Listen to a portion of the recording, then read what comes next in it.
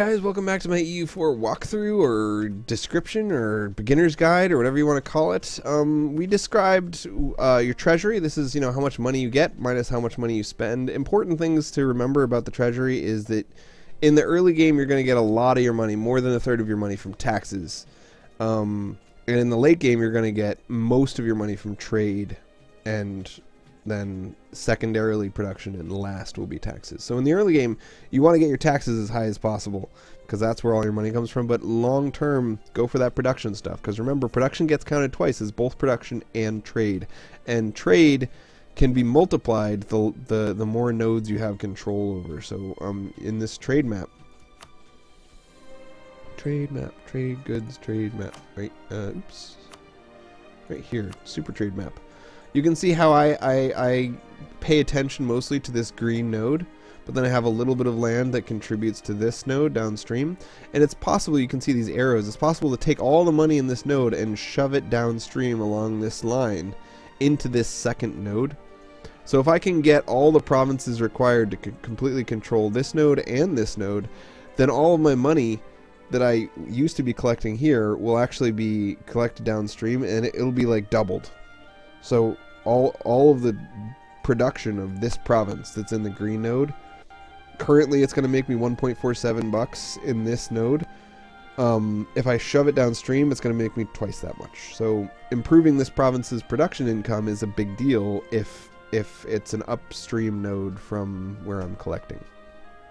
So what that means is, but if you take trade from here and you move it here, and then you move it down here, and then you move it down here to Venice, right? You're taking 4 hops. You start in Alexandria, you go to Constantinople, then Ragusa, and then Venice.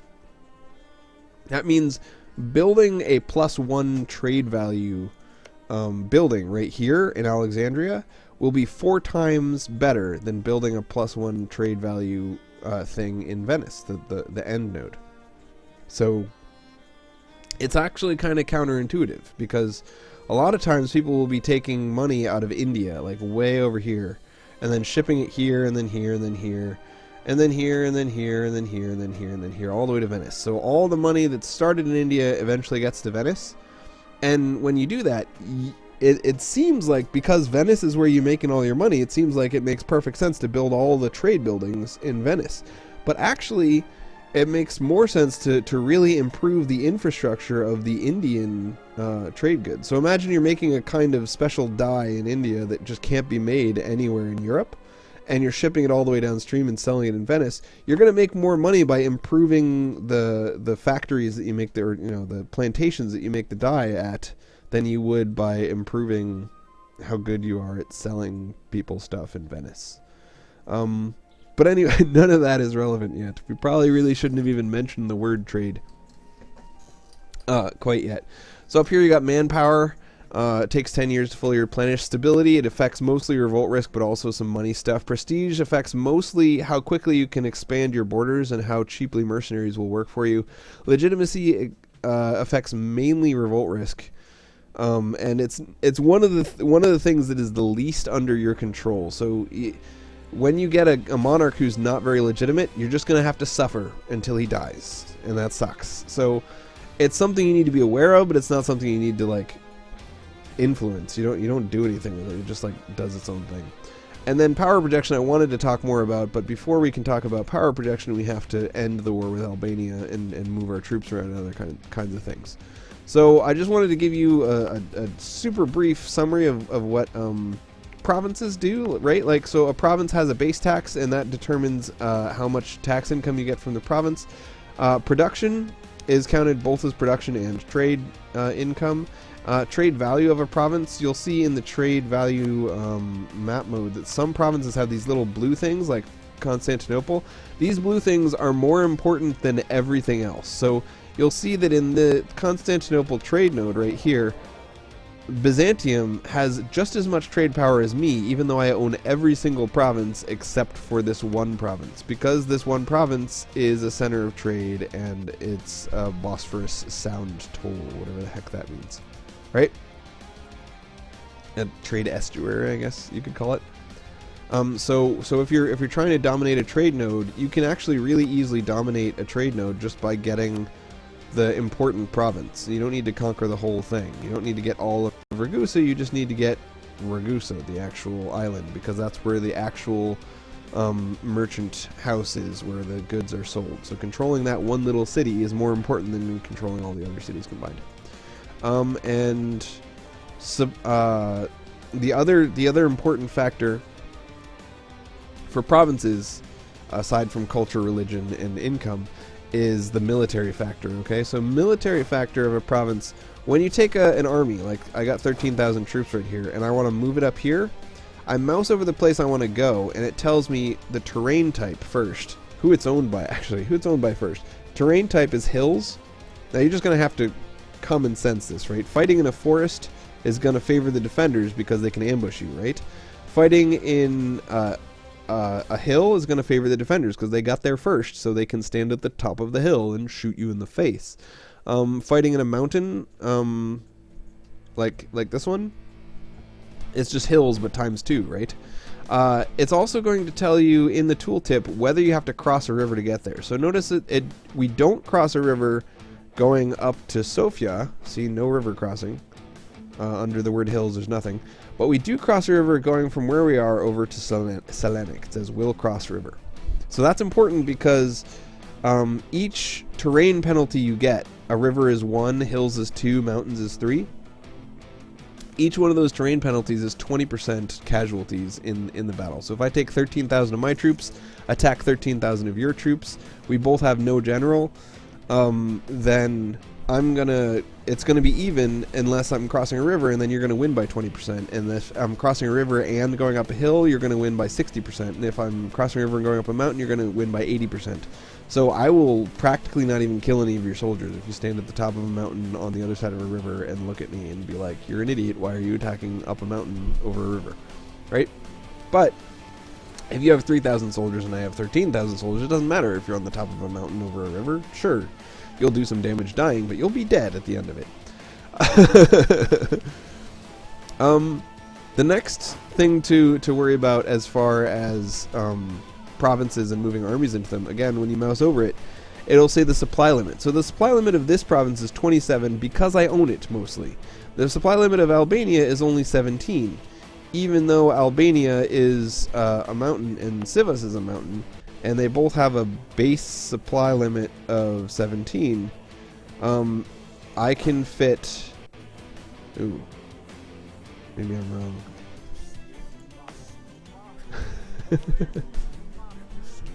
That's plains. This one's the mountain. Supply limit... Oh, this one has a base supply limit of 27, and I can fit 27 troops into it. Anyway, I can fit a lot more troops into Selanik because of the 25% owner bonus. Right? So they're both mountains, so they should both theoretically have 17 supply limit or whatever, but because I own one and I don't own the other, I can fit more troops into the one that I own. Hi. Hi. Please go upstairs. That's great. I don't care.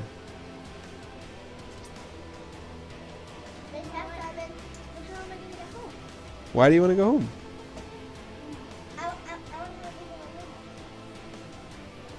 Okay, why don't you guys go upstairs and I'll come get you when I'm ready to talk. Merry Christmas. What is Merry Christmas? It's always Christmas. Every day is Christmas. Every day is Christmas. That was supposed to be the everything is awesome, but I'm sick, so it sounded like every day is Christmas. Okay. So that's all about moving armies into provinces right now. About battle, fighting a battle. Now battles have several factors, and the most important ones are terrain, which we already talked about. Each +1 in terrain is plus 20% damage. Then there's troop types, right? So my troop types, I've got these little yaya infantry, and they have offensive shock of 1, defensive shock of 0. That's it. So they got 0 fire, 1 shock, 0 fire defense, 0 shock defense. Whereas these cavalry that I have, the Muslim cavalry, they have 0 fire, 0 fire defense, 2 shock, and 1 shock defense.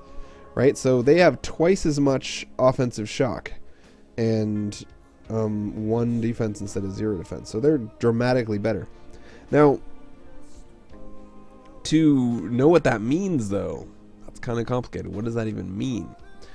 Basically, each one of the extra pips, you can just kind of count up how many pips a unit has. So in this case, he's got 2 shock and 1 shock defenses for a total of 3 pips.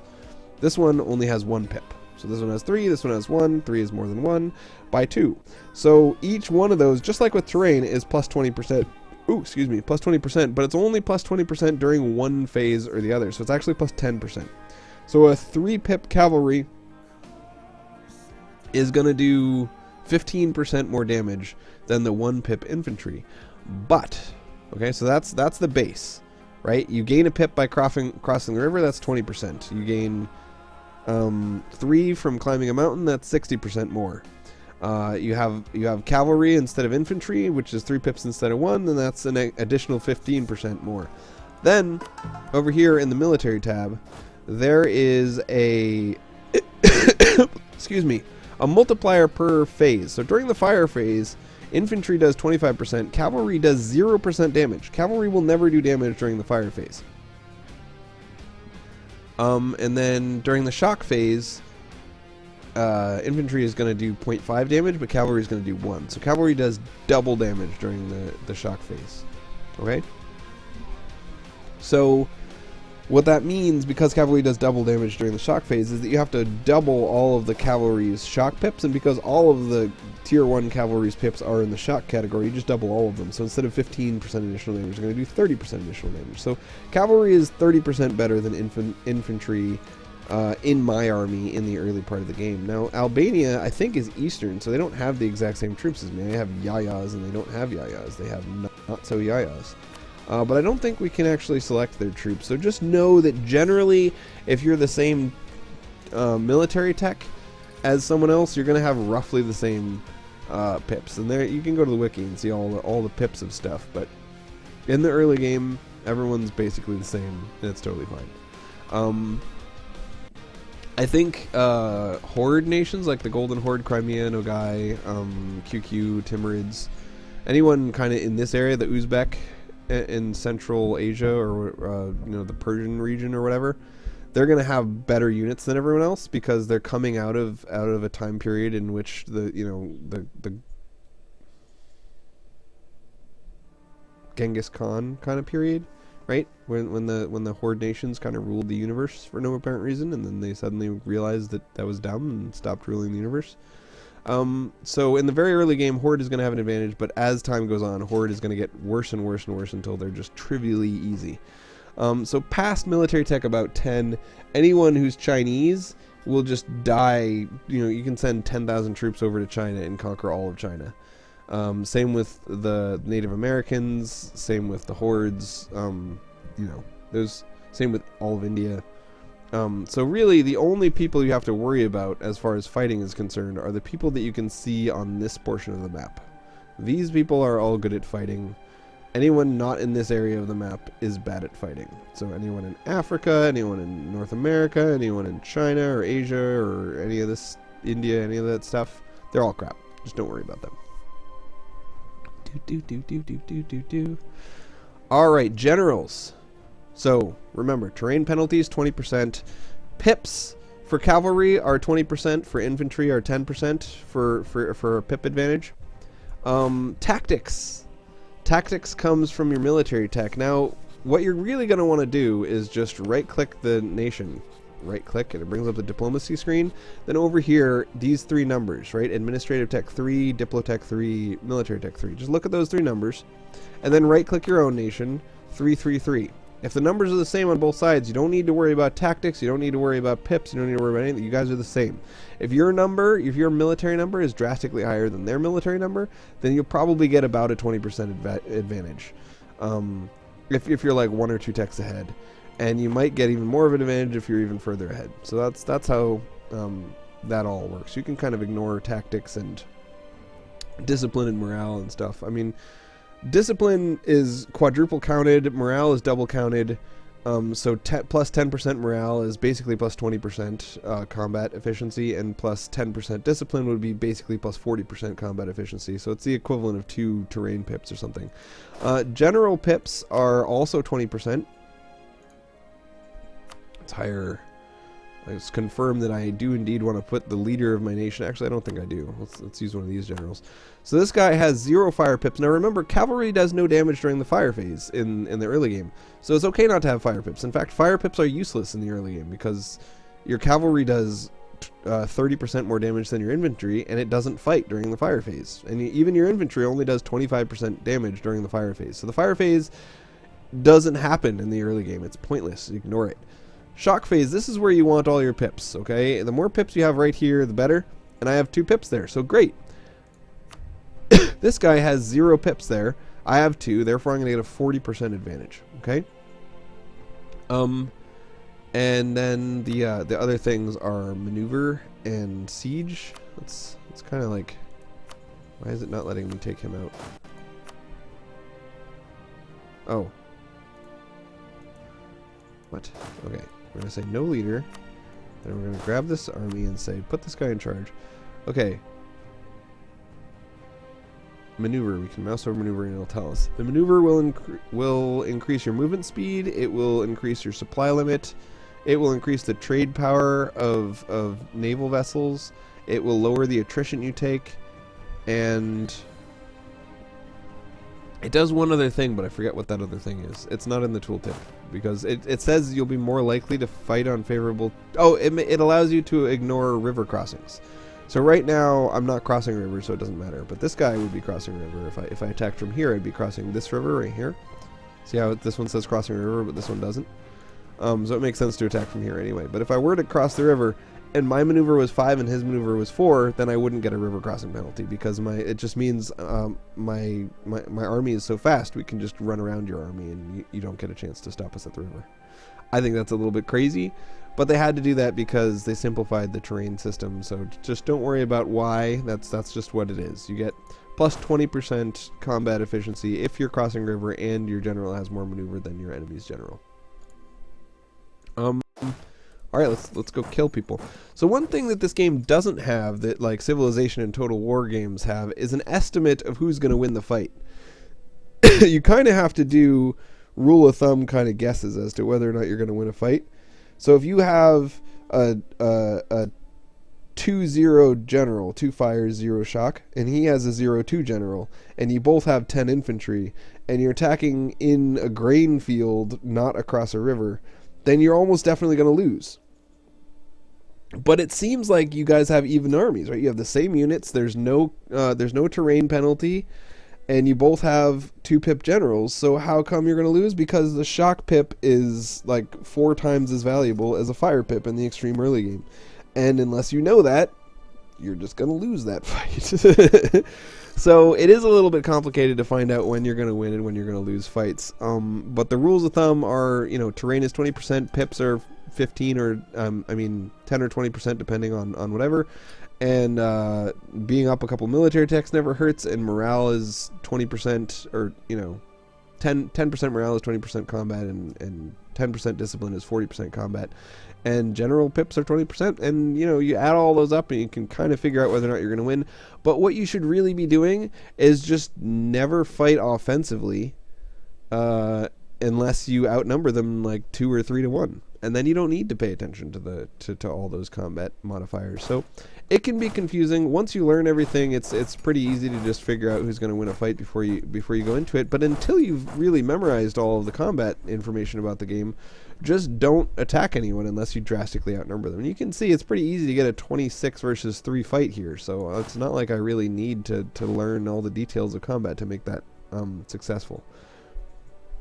So I want to, let's see, this is just the number of merchants you have. You start the game with 2 merchants and they're already assigned to do what the game thinks is probably the best thing for your merchants to do. So you don't need to worry about merchants. In fact, you probably don't need to worry about merchants until the date becomes about 1650. Because you can sometimes gain a couple of bucks a month by moving a merchant to collect instead of steer or something. But honestly, the trade system in this game is a little bit complicated, and that's good. That's a good thing. It means it can be dynamic and fun and interesting to do stuff with, but it also really doesn't matter enough to justify learning all that complex stuff when you're first starting the game. When you've fully gotten through your whole campaign as the Ottomans, or maybe you made it to the 1600s, then it's time to look up how trade works and figure it out, because it can be really profitable and really fun. But in the very, very early game, just don't worry about it. Leave it alone. Colonists, again, you don't have any colonists, and I don't recommend colonizing at all until you've played the entire game all the way through with like 3 or 4 nations. There's just, colonizing is a totally different game. The way colonizing works is there are a bunch of territories, like provinces, that nobody owns yet, and the first guy to click on it and then click colonize gets control of that province, and then you can fight wars over who wants to take each other's colonies, and you got a tiny bit of money from those colonies and stuff. But it's a totally different game, so just completely ignore it. Don't do colonization yet. It's something that only Portugal, Castile, England, France, the Netherlands, and maybe Norway and Russia will ever have to do. So if you're not playing one of those nations, don't worry about it. Or anyone in Africa or North America or Siberia, like China. Rattling off the names of nations like this makes me feel like playing this game has really improved my knowledge of geography, right? Okay, ships. We got ships. Before we really want to unpause the game, we want to do something with our ships. Now, as the Ottomans, you are a major naval power in this Mediterranean Sea, right? And that makes sense because more than a third of our money, like I said, is coming from trade. And if somebody blockades all of our ports, then we're not going to be able to trade anymore. So what do we want to do with our ships? The first thing we want to do is protect trade in Constantinople. Now, when you click protect trade, okay, we have two fleets, a big fleet and a little fleet. The big fleet is only for fighting and moving our troops around. We don't need it right now. We're going to click this mothball button, and it's just going to get this little anchor icon next to it. It's going to stay in port. It's never going to leave port. It won't be capable of fighting. We'll just wait with it there until we have to fight somebody. So that's a fighting fleet, and we're not fighting, so we don't need it. This little fleet is of light ships. This category, the second category in. Now, light ships have two choices. They can be pirates, stealing money from your rivals, or they can protect your trade, giving more kind of influence to your merchants, allowing your merchants to point to those ships and be like, see, I'm the kind of guy you want to work with. I've got all these ships at my beck and call, funded by my government, and I'm official. I'm a kick-ass merchant. You should give me all your money. All right. So when you click protect protect trade, you get a bunch of options. You should just mouse over them and look for the one with the biggest green number. Now notice Constantinople has +4 and Alexandria has +1.3. But it's important to remember that there are two different icons in this little thing, right? Constantinople has a plus icon. That means all the money I generate here goes into my treasury. Whereas all the other ones have little arrow icons. It means all of the money I generate there gets sent downstream to somewhere or other. So, for example, in Alexandria,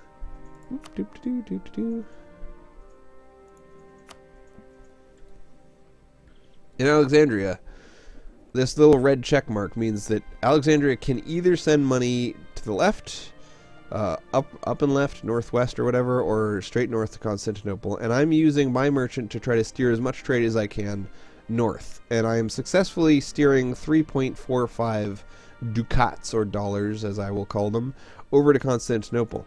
Now in Constantinople, I'm only collecting 33% of the money I send.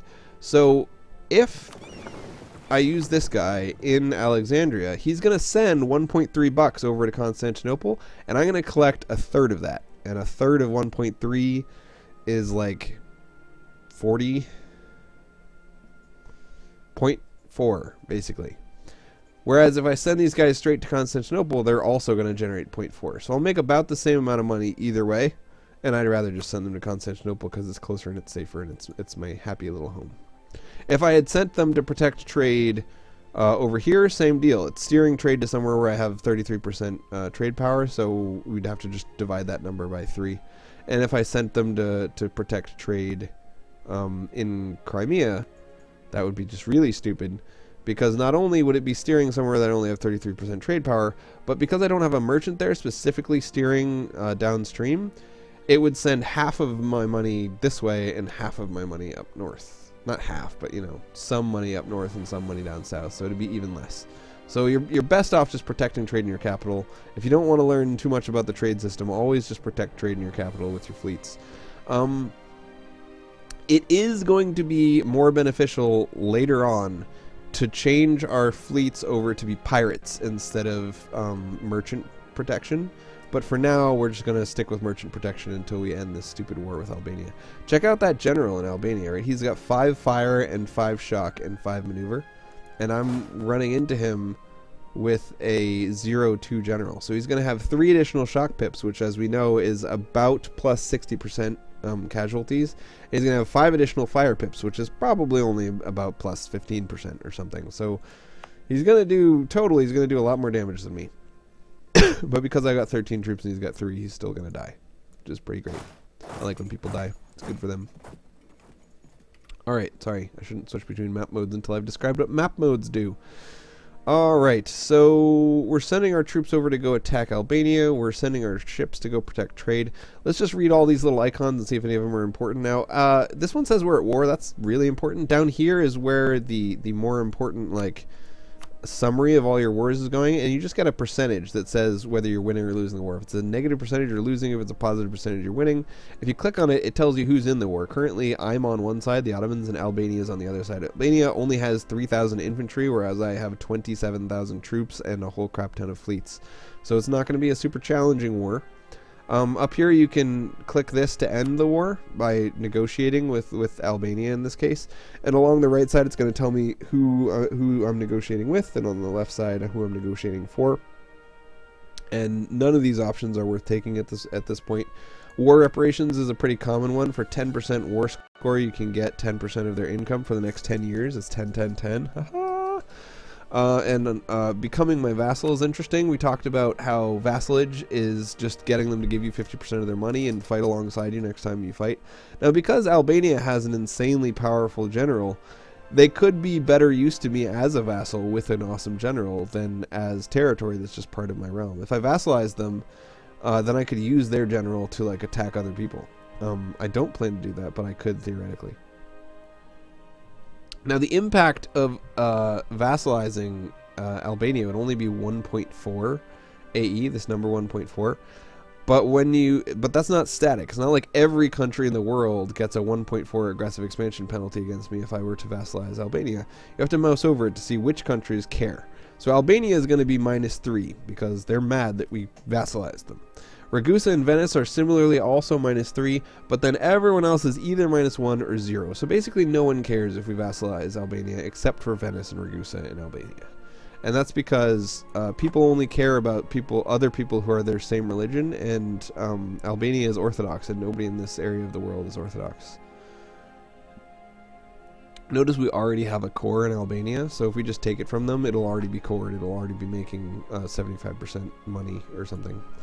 But also notice that Albania is 1 base tax. It's basically useless, and it supplies us with a lot of unrest. So it can be it can be worth discussing whether or not it's even worth taking Albania. But you start at war with them, so I'm just out of laziness. I'm just going to take it because why not? Excuse me. Next we have this little icon up here that says you have an idle missionary. You got a missionary who's not doing anything. It's important never to have an idle anything. Next we have an icon that says you have 3 idle advisor slots. So we're just gonna click the cheapest advisors. So let's talk a little bit about advisors. There's like 5 specific types of advisors of each of the 3 categories: administrative, diplomatic, and military.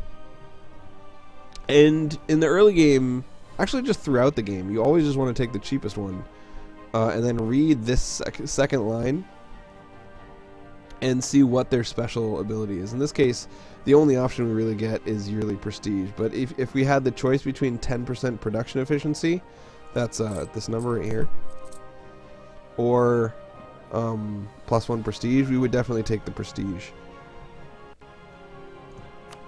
Because remember, prestige gives us trade value anyway, trade power anyway. whereas production efficiency only affects it give us basically 0.7 ducats a month, but we're going to be paying him 4 ducats in order to give us 0.7. That wouldn't make any sense. And stability cost modifier just means that instead of costing 100 to boost stability, now it would cost 90, which again is not, it saved me 10 administrative powers, not a big deal. So I'm going to grab myself a prestige advisor. Really, the benefits of various advisors are so small that it doesn't matter which one you pick, except for you should always either go for morale or discipline in the military spot if you can. Discipline is awesome. 5% discipline, remember that's times 4, so that's plus like 20% combat efficiency. It's an extremely important advisor. Morale of armies plus 10% times 2 is actually plus 20% combat efficiency again. So they're both plus 20% fighting. They're both quite good. If you can't get a discipline and you can't get a morale, then just take whatever you can get, because the other ones are all basically comparable. And then over here, you got trade efficiency, spy, offense, diplomatic reputation, aggressive expansion, penalty over time, and colonization range, and other such stuff. None of them matter, except for the guy who reduces aggressive expansion, relations over time, improved relations over time, and the statesman, right? So statesman's super useful because it impacts whether or not people want to be your ally. And in the very early game, you're going to be setting up allies right away. So it's really important to grab a statesman if you can. This guy is going to cost 64 instead of 16, and he's going to cost $4 a month instead of 1. So 4 times as much as a +1 advisor. And that I don't think it's worth the money to take him right now. So I'm gonna stick with one of these two, and I'm just going to pick at random because they're both useless to me. Now over here, you want to set a national focus, but it's been 30 minutes and there's a lot of tabs over here to go through. So I think I'm going to stop here and we'll pick up on these tabs next time. Next time, man. I bet I can explain this whole game in an hour and a half. Naked.